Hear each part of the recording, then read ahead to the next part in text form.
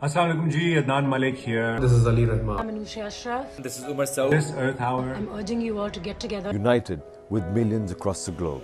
As the world is progressing, the humanity itself has threatened our planet. It's a challenging time. The Australian bushfires, the corona pandemic, climate change, pollution, extinction of wildlife, and deforestation. These catastrophes know not any religion, race, or creed. So get together this World Hour, make a pledge. to help and save this planet from further destruction.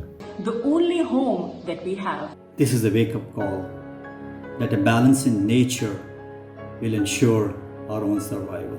And we come up with solutions for sustainability so that we can support this planet the way it has supported us. I pledge. I'm pledging I'm pledging To stand together and protect our planet. Let us come together as one.